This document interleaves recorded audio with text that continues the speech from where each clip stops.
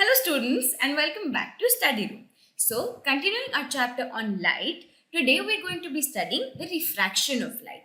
So we've already studied what reflection is, which is the bouncing back of light when it hits a reflecting surface like a mirror.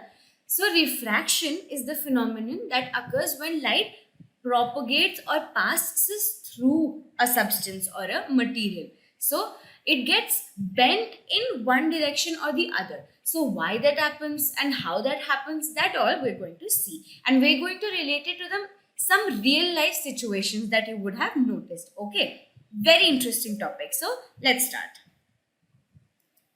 So firstly, I'll first explain it to you and then we'll read what your PPT says. Okay, so how have you ever noticed that when you get into a pool, it is so difficult to run in a pool, right?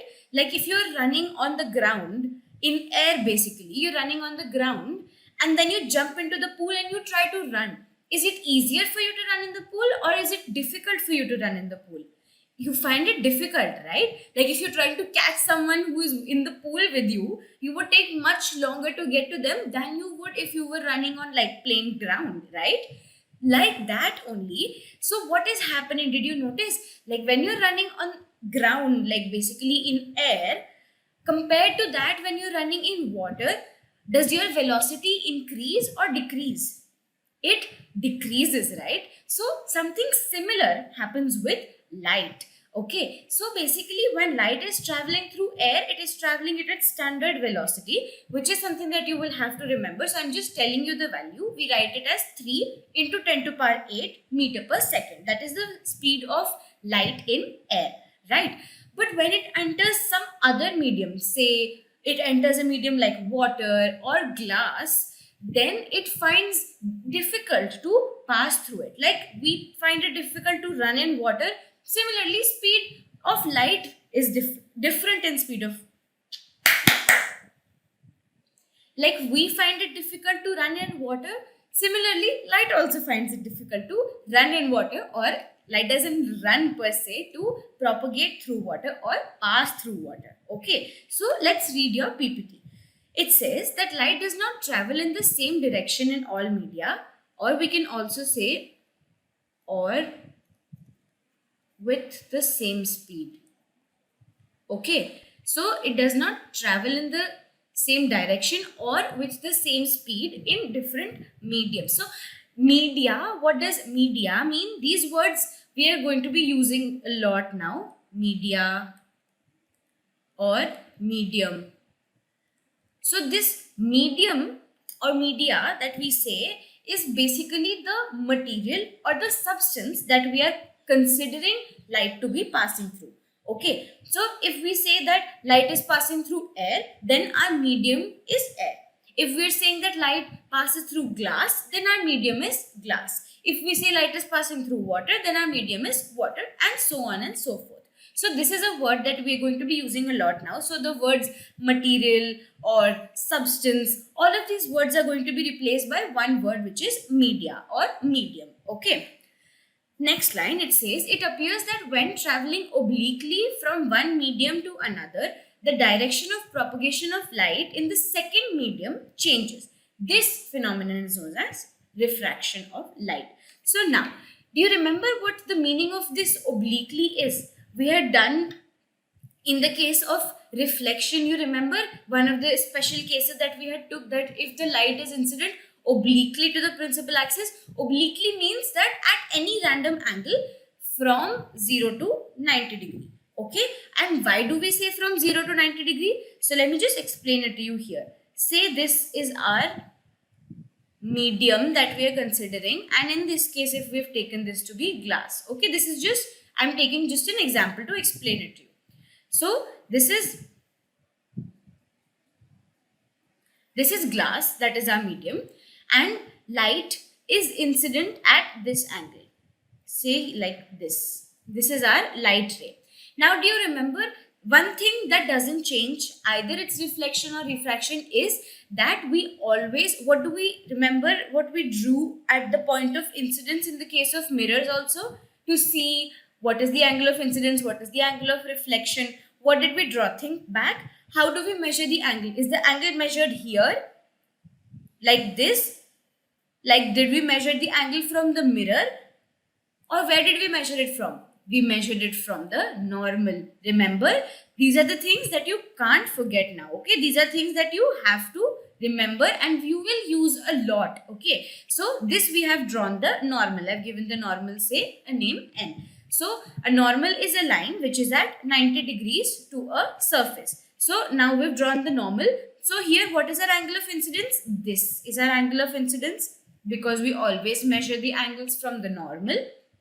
Then what happens is, this is air and this is glass. So I'm just trying to explain what the meaning of obliquely is. So obliquely basically means from any angle between, why did I say from 0 degree to 90 degree? Why not more than 90 degree? Because where would the light ray be coming from? It would be coming like this. And where is the angle measured from? It is measured from the normal. And the normal itself is at 90 degrees. So the maximum angle that you can make with the normal is what? 90 degrees, right? So say your ray is coming from here, then this is your angle of incidence. Say your ray is coming from here, then this is your angle of incidence. Say your ray is coming from here, then this is your angle of incidence. So even if your ray goes completely to this side like this, what is the angle that it makes with the normal? This whole angle, what is it? It is just the angle that the normal makes with the glass, which is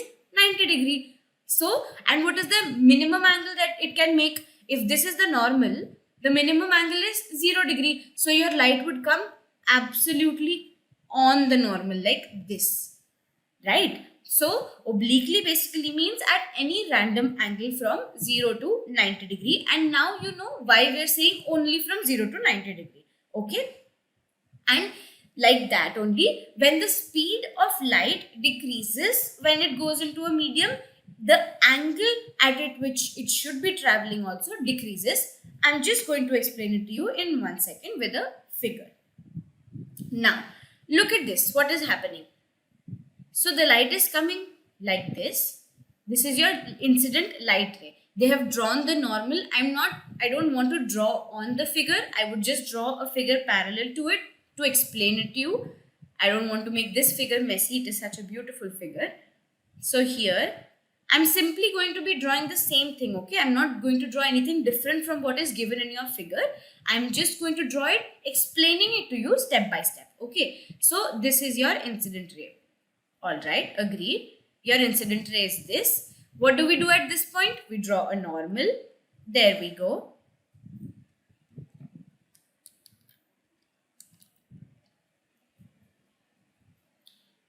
We draw a normal. There we go. Now at this point, basically, what is happening? This is our air and this is our glass. So at this point, what happens when you're running on the ground in air? When exactly does your velocity decrease? As soon as you enter the water. If I'm saying, if it's our case that we're taking, we said, right, that when we go into a swimming pool, in the water our velocity is less. So when exactly does it decrease? As soon as we enter water. So just like that, when does light's velocity decrease? As soon as it enters some other medium other than air. So at this point, the figure says that this point is O. Okay, so I'm going to mark this point as O. So at this point, you can see that if light was to travel any further than this, it would be entering glass. So we know, because we just studied, that refraction happens when light travels from one medium to the other. So we know that now ahead of this point, we would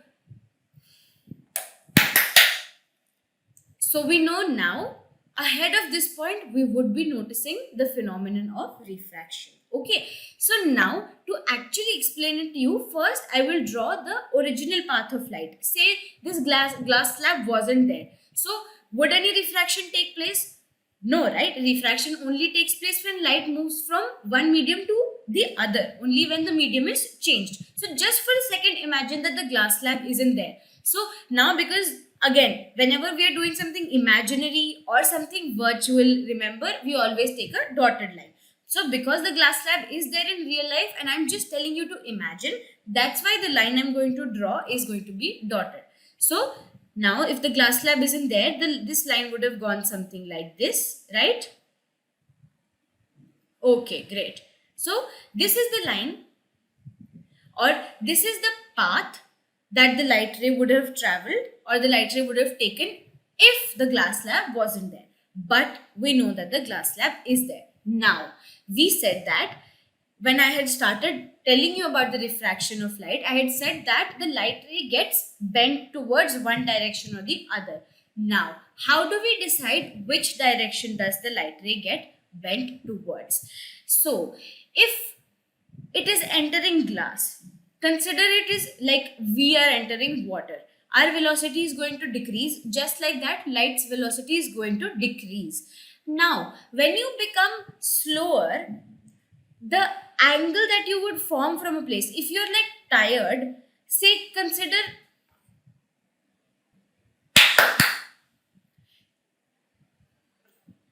so how do we decide in which direction does light get bent? So we are going to decide that by looking at this dotted line only. This dotted line is what we are going to keep in our mind. Now this is the direction in which the light ray should have gone.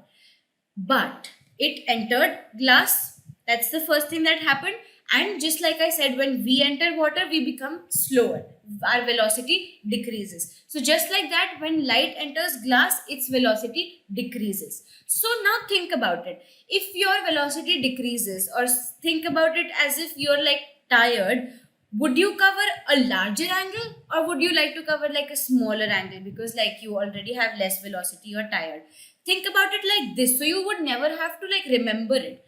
Think about it logically. So if light is entering glass, its velocity is getting slower, that you can relate to like us entering water.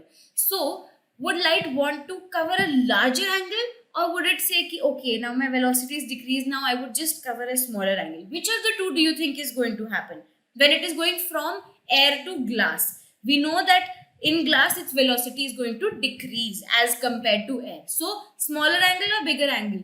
It would be smaller angle, right? So now coming back to the figure I've drawn here, if this was the original path that light would have taken, then we just said that light would like to take a smaller angle. So here, like compared to this dotted ray, I'm saying angle smaller or bigger. So compared to this ray, the smaller angle would be somewhere around here, right? It could be here or it could be here also. It just has to be between the normal and the dotted line, because we just said that light is like tired, its velocity has decreased, so it wants to travel a smaller angle. Okay, so light goes in this direction, well and good. It comes here, it has deviated from its path, which means that the original path that it was supposed to take, if not for the glass slab, is it the same as it has taken through the glass slab? No. So here, what is the phenomenon that we have observed? Refraction of light. Great. Now light reaches this point, which the figure says is O dash. All right, O dash. Again, now light is again changing its path, but this time it is going from glass to air. Imagine as if you are going from the pool to the ground, like from the water to the air. If we are, I'm saying. So now, would it be easier for you to increase your velocity, or would your velocity decrease when you go from the pool to the ground? It would obviously increase, right? It is difficult for you to run in water, but in air, on the ground, it is much easier. So you would run very fast, right? Similarly, at this point, again, what do we always do? We draw normal. So this is our normal. The figure says that this is your normal N and this is your normal M. Okay. Now, at this point,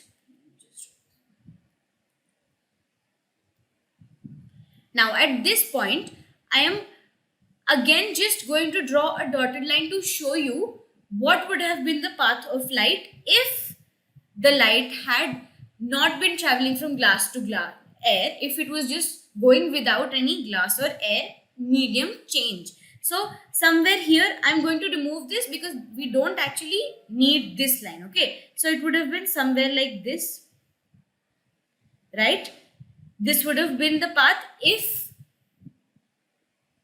it was not changing its medium, right? Now think about it again.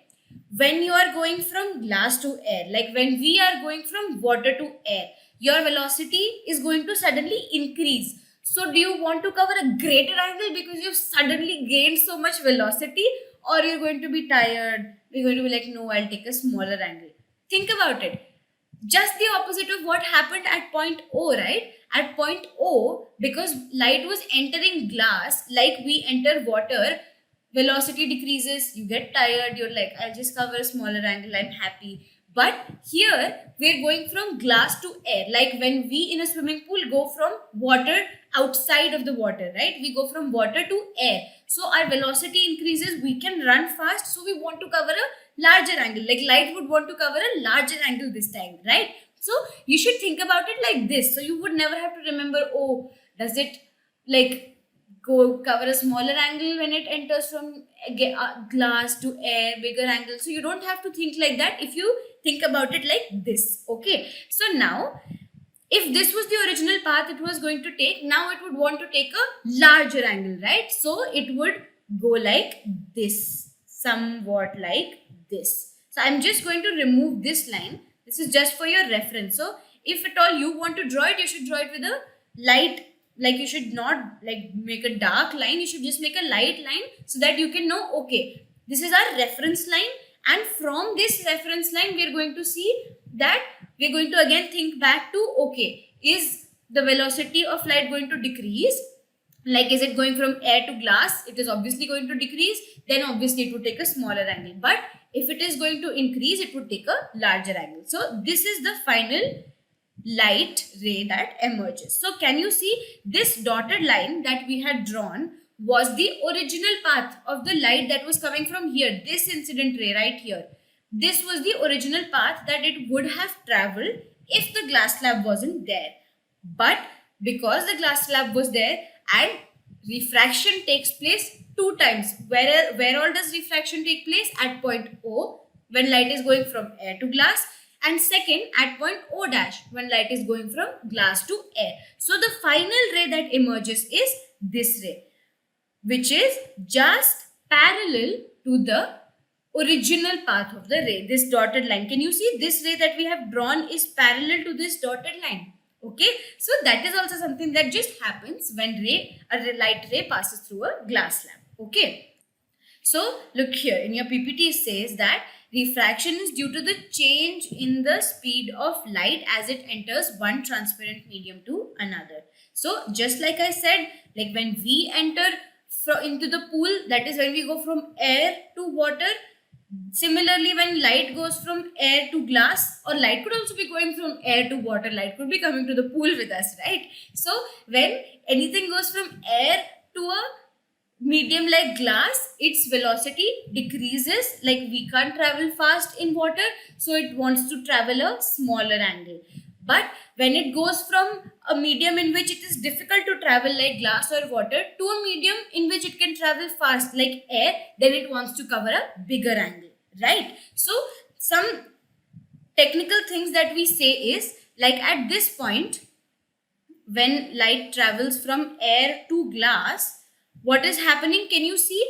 This is the original ray, okay? And this is our normal, like O, like N dash is our normal and M dash is the second normal.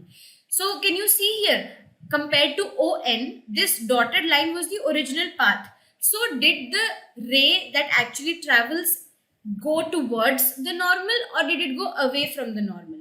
Think about it. Look at this figure here. This is your dotted line. This was the original path of the light ray, right? So did this light ray, because it was tired and it wanted to cover a smaller angle, did it bend towards the normal or did it bend away from the normal? Look at it. Like this ray, if I show you, this is the angle of the dotted ray from the normal, which was the original ray, and this is the angle of the actual ray. So has the angle from the normal increased or decreased? It has decreased, right? That means the light ray bends towards the normal. So you don't have to remember this. As soon as you think, okay, from air to glass, velocity decreases, it becomes tired, it wants to travel a smaller angle. So smaller angle to what? Where are all angles measured from? All angles are measured from the normal. So it makes a smaller angle. So that means it goes towards or bends towards the normal. Okay. So when it goes from air to glass, it bends towards normal. Similarly, when it goes from glass to air, now if we look at this O dash point, you remember the original ray that we had drawn, it was somewhere like this. It was somewhere like this, the original ray. So did it in this case bend towards the normal or away from the normal? The original ray made this angle with the normal, but the actual ray made this angle, a bigger angle. That means did it go towards or away from the normal? Bigger angle means this is a smaller angle, this is a bigger angle. So if this is the normal and this is the ray, if the original angle is this and it is making a bigger angle, so it is going away from the normal, right? Again, you don't have to remember this like this. You can just think, okay, it is going from glass to air. That means it is going to be easier for it to run, for light to run, because its velocity is going to increase. How? Like we go from water to air, our velocity increases. So light is excited, light wants to travel a bigger angle. So a bigger angle from what? All angles are measured from the normal. So means if it's making a bigger angle with the normal, that means it is bending away from the normal, or it is going away from the normal. So we call it away from normal. Now, these two things that I've been saying, that it is difficult to travel in glass or water, it is easier to travel in air, there are two technical terms for it that we say. The medium in which it is easier for light to travel is an optically rarer medium. Okay, we call it rarer. And the medium in which it is difficult for light to travel, we call it denser. We call it optically denser. So, air, is it easy for light to travel in air? As soon as you start getting confused, no, that is it easy or is it not easy? Just imagine, like for us, if it is it easy for us to travel in air compared to water? Yes, right? So what is air? Is it an optically rarer medium or is it an optically denser medium? I just told you that when it is easier for light to travel, it is an optically rarer medium. So air is optically rare, that rhymed, and in this case glass, this may be water. So again, air will be optically rare and glass would be optically denser. Optically rarer and optically denser. Why are we calling it rarer and denser and not just rare and dense? Because it is always comparative. Okay, it is not just that, okay, it is always easier for light to travel in air. There might be some other medium in which it might be easier for light to travel, where there is absolutely no resistance. Or there might be some medium, if we are here considering air and glass. Suppose that light was traveling from glass to some other medium in which it was even more difficult for light to travel. So in that case, glass would be the optically rarer medium, right? So this concept would make sense when we study about the refractive index just now. But just think about this. Here, why are we calling glass dense? Because compared to air, it is difficult for light to travel in glass. Again, coming back to our example, say we always said, I have been saying that it is easier for us to run in air than in water. Say we were told to run in glass. We were told to go from water to glass. Air, we don't have the option of running in air. So maybe when we are running in water, running in glass is even more difficult. Like our velocity is even slower. So in that case, which is the rarer medium? Is water rare or is glass rare? The rarer medium is the one in which it's easy for us to travel. So in this case, water will be rare. So that is why we're saying rarer and denser. That ER that we are putting means that it is always comparative. That we can't just say, okay, water is a dense medium. Because it is always comparative. Like, okay, water is dense compared to what? Yes, water is dense compared to, say, air, but what if I give you some other substance like, say, diamond or like stint glass? Would it be easier to travel in stint glass as compared to water?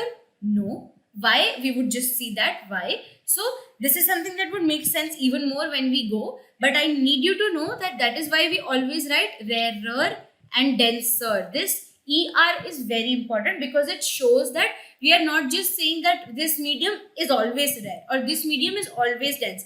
We are saying it's rarer compared to this other medium, or it is denser compared to this other medium. Okay, let's move on now.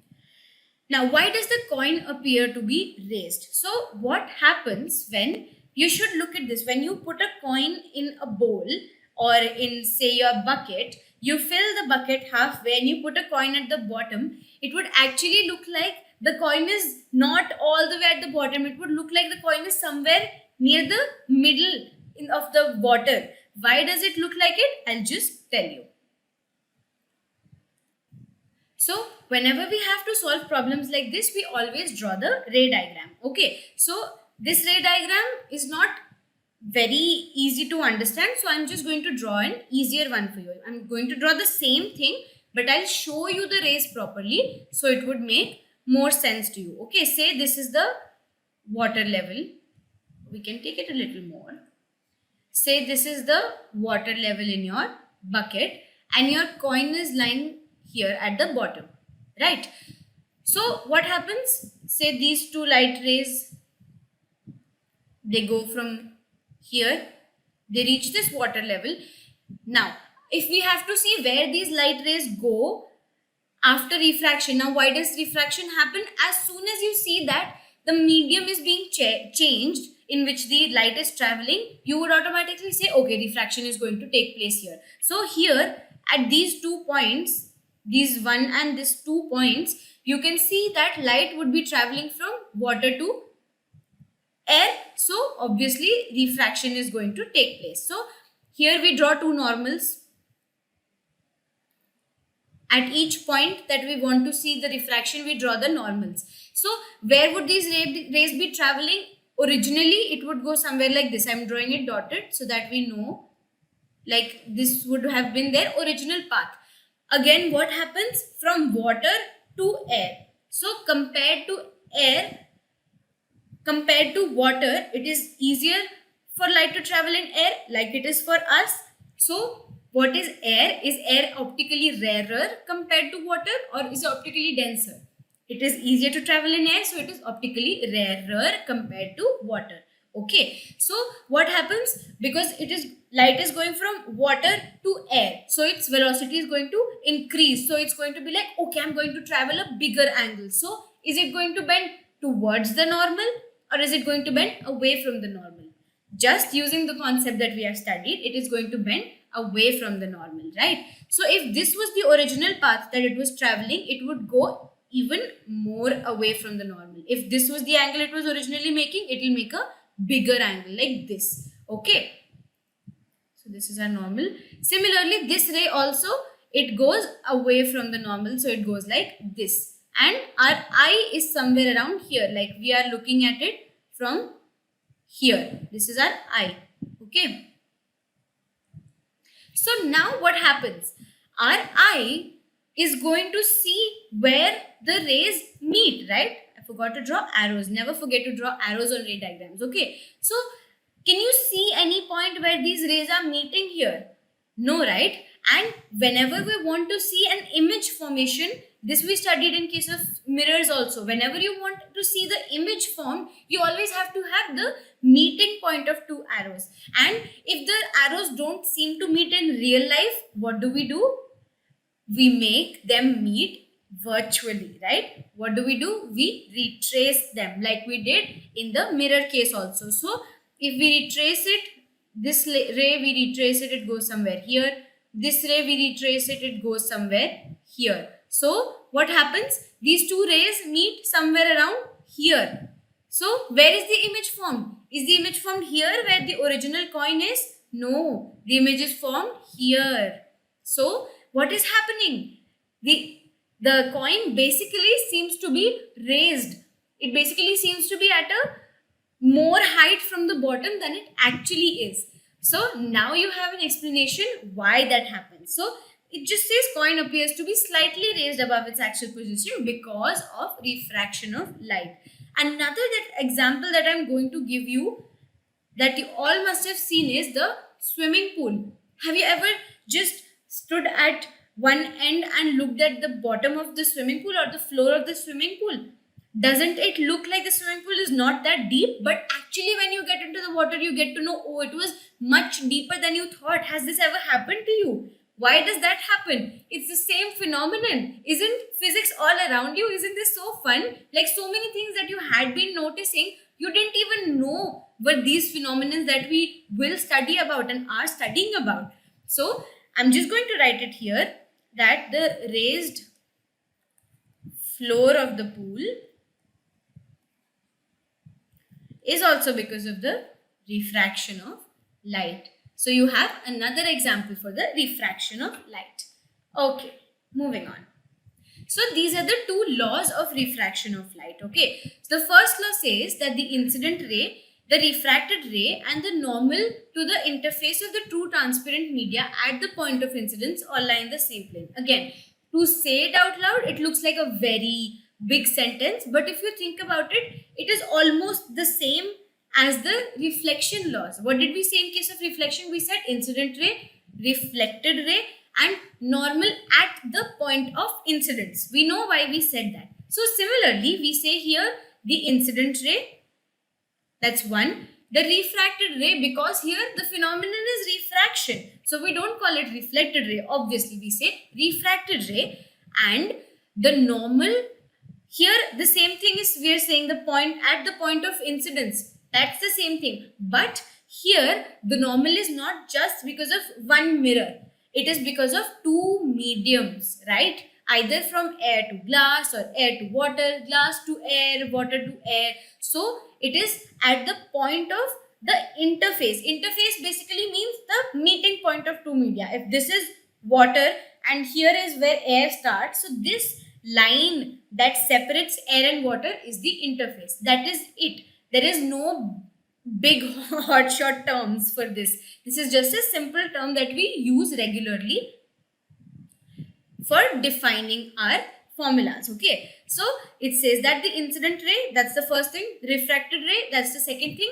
Now when we talk about the normal where? Obviously normal at the point of incidence, but normal at the interface of the two media at the point of incidence. That's the extra thing that you have to say, because here it's not just one thing, it is two things. And what are those two things? These are two mediums. So we say incident ray, refracted ray, the normal to the interface of the two media, because we always, you remember, if this was air and this was our glass, where do we draw our normal? If the rays coming like this, we draw the normal at this point, right? And where does this point lie? At this line. And what is this line called? This is the line this is the interface of the two media. That is, this is the line separating the two mediums, air and glass. So that is all. Okay, I hope you understand the meaning of interface now. So it says that the incident ray, the refracted ray, and the normal to the interface of the two media at the point of incidence. Obviously, this we know why we say at the point of incidence. They all lie in the same plane. Okay, this is the first law. Similarly, the second law is, this is very important. We call it the Snell's law of refraction. It says that the ratio of the sine of angle of incidence to the sine of refraction is a constant. The sine of the angle of refraction is a constant. But a constant not universally. It is not same if we are considering air and glass and if we are considering air and water. It is same for a pair of medium. Pair means two. That means the sine of the angle of incidence to the sine of the angle of refraction would be same for, say, air and glass. This is one pair. It would be same for glass and water, another pair. It would be same for air and water, another pair. So it is same for different pairs. Now, what do we mean by sine I by sine r? So if this is the ray we are considering and this is our normal, then this is our angle of incidence and the ray is supposed to travel like this, but going from air to glass, velocity decreases, bends towards the normal, so it becomes like this. So this angle that the refracted ray makes with the normal is known as the angle of refraction. So what we mean is the sine of the angle of incidence means sine I, sine of the angle of refraction means sine R, and ratio basically means dividing them. Okay, so ratio of sine of angle of incidence to sine of angle of refraction means sine I upon sine R is a constant, and that constant is represented by this symbol which is known as mu. We call it mu. Okay, so this is constant for a pair of medium. Okay, so this mu that we find for air and glass is not going to be same for air and water. Okay, it is only the same for a pair of medium. Okay, so here it says this constant is known as the refractive index of the second medium with respect to the first. So like I told you, like why we say denser, rarer, because it is always comparative. It is always one thing compared to the other. So similarly here it says of the second medium with respect to the other first medium, or compared to the first medium. Okay, it is always in some comparison to. Okay, so this is the formula that you have to remember, that sine I upon sine R is a constant called mu, and that mu is nothing but the refractive index, and this refractive index tells us how much the light is affected when it goes from medium 1 to medium 2. Like if the refractive index of one material is say 3, then the velocity of light decreases by a factor of 3 when it travels into the second medium. That would make sense in a bit. Okay, moving on, I'll explain it to you. So here it says that if v1 is the speed of light in medium 1 and v2 is the speed of light in medium 2, then the refractive index of medium 2 with respect to medium 1, this is the relation we write. We write n or mu, however you can represent it. N2 means the refractive index of 2 with respect to 1, or refractive index of medium 2 with respect to medium 1. And how do we write it? We write it as speed of light in medium 1 divided by speed of light in medium 2. This is a formula that you have to remember, and it is a very important formula. Okay. So here you can see that we have drawn this diagram where air is the medium 1, glass is the medium 2. So if this is the angle of incidence I and this is the angle of refraction R, then we'll say that N21, which is the refractive index of glass compared to or with respect to 1. That is how we read it. This N21, we read this as refractive index of 2 with respect to 1, or refractive index of 2 compared to 1. We write this as V1 upon V2, which is speed of light in air, speed in air upon speed in, here we have taken as glass. Okay, I hope this is clear.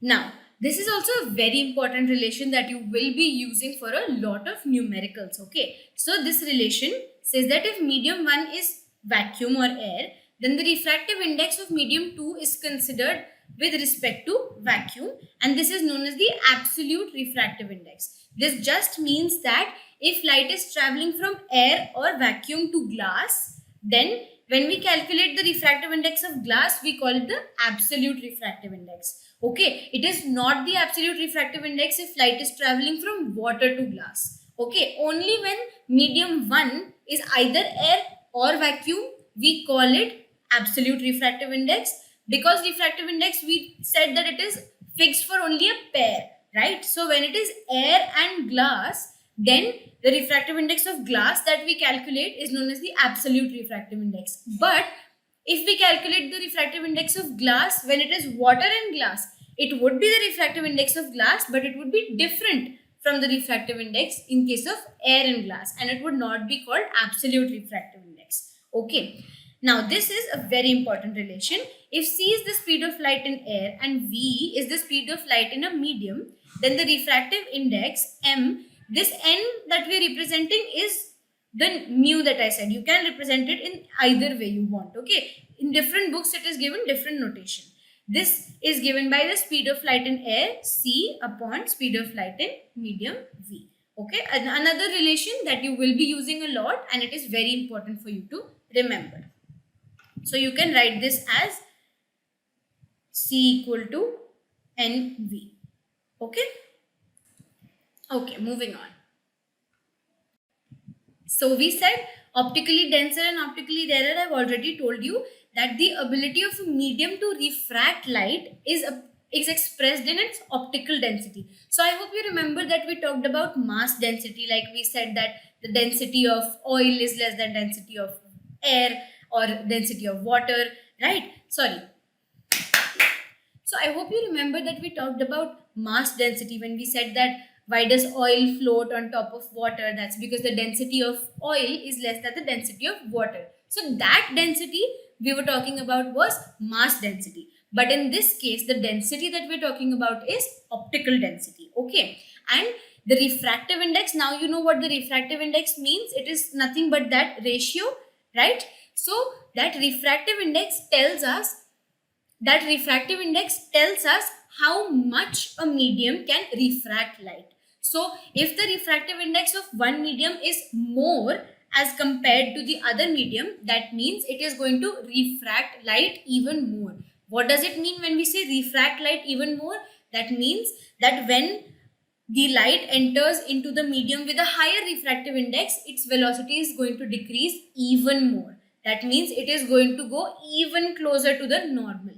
Okay, so you have to relate everything to what we have learned till now. Okay, every time we say refraction, you have to think, okay, when it goes from an optically rarer medium to an optically denser medium, that means it's like us going from air to water. So our velocity decreases, the angle that the light covered decreases because the velocity of light also decreases, so it bends towards the normal. And that means that as denser the medium is, that means as much the medium refracts light, even closer to the normal, the refracted light keeps going. Okay. Now, when comparing two mediums, the one with a larger refractive index is optically denser. I've told you that already. And the other one is optically rarer. So a ray of light traveling from a rarer medium to a denser medium slows down. This we have discussed. Like we enter water, velocity decreases and the light's velocity decreases and it bends towards the normal, because it's like, okay, my velocity has decreased. I'm tired, so I'm going to cover a smaller angle. So just think about that if we put it through a medium whose refractive index is even more than glass, so it's like, oh my god, my velocity has decreased so much, so I'm going to cover an even smaller angle. So that is how you will relate it to refractive index. As much the refractive index, that much refraction takes place and that much light bends towards the normal. Okay. And the opposite happens when it travels from the denser to rarer medium, right? So just think about how free light would feel if it's going from that super dense medium to air. It would just go crazy, right? So it would travel the biggest angle possible for it. Well, not biggest, that I'm just saying it is always in comparison. So it would cover a big angle. So that means in that case, when it is going from the super dense medium to air, it would go even more away from the normal. Okay, so you have to relate it to what we have learned till now. So here we have a question. A ray of light traveling in air enters obliquely into water.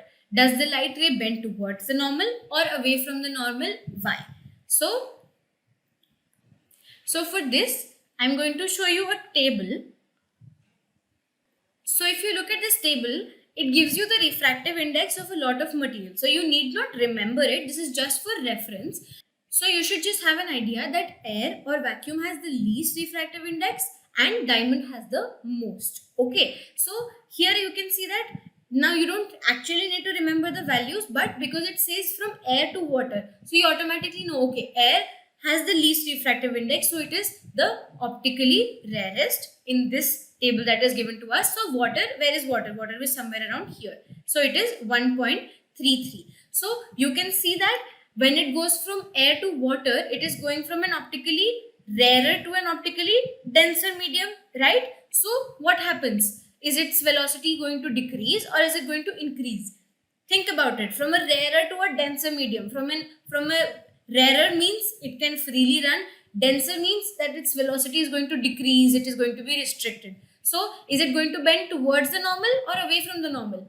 Its velocity is going to decrease. It's going to feel, oh, I am tired. I'll just make a smaller angle like we said. So it is going to bend towards the normal. So in the answer, you will just write that.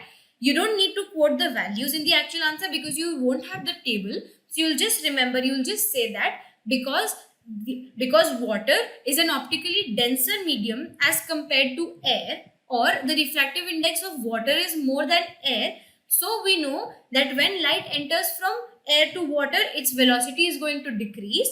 So it would bend towards the normal. So this would be the reasoning you give. Okay. So the next question says that light enters from air to glass having refractive index 1.5. What is the speed of light in the glass?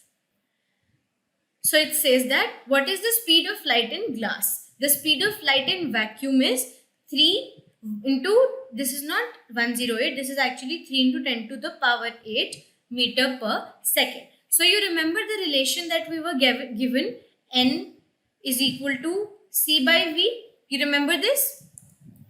Right? So here what was the N? We knew that the N or mu was the refractive index. The C is nothing but the speed of light. Where? Speed of light in air. Right? And this V is what we have to find, which is the speed of light in the medium. So here what is given to us? We are given that the refractive index is 1.5. So 1.5 is equal to C is given to us as 3 into 10 to power 8 upon V. So we have to find this V. So we take this here and we bring the 1.5 in the denominator. So we get V is equal to 3 into 10 to power 8 upon 1.5. Right? So we remove this decimal. We get 30 here. So 15 2s are 30. So we get 2 into 10 to power 8 meter per second. This is the speed of light in the medium. Now this question says that in this table, that table that I showed to you, the medium, find out the medium having the highest optical density and the medium with the lowest optical density. So you remember I had said that you should just have an idea that air has the minimum and diamond has the maximum. So this is not something that you have to remember, but you should just have an idea. Even if you don't remember the exact numbers, the exact refractive indices, you can have an idea that air has the minimum refractive index and diamond has the maximum refractive index. It has around 2.42 is the refractive index, which is maximum, and air has around 1.003. So I've just written it here because I remember it. Even if you don't, you can just quote that air has the minimum and diamond has the maximum. Okay. Moving on to the next question. It says you're given kerosene, turpentine and water. So in which does the light travel fastest? Use the information given in that table. So I'll just show you the table again. So look at this table. You can see that water is somewhere around here, right? Kerosene is here and turpentine oil is here. So water has 1.33 refractive index, kerosene has 1.44. So water has 1.33, kerosene has 1.44 and turpentine oil has 1.47. So in which of this would light travel fastest? Light travels faster in the rarer mediums. So which is the rarest of these three? Which has the least refractive index? Water. So light will travel fastest in water. Okay.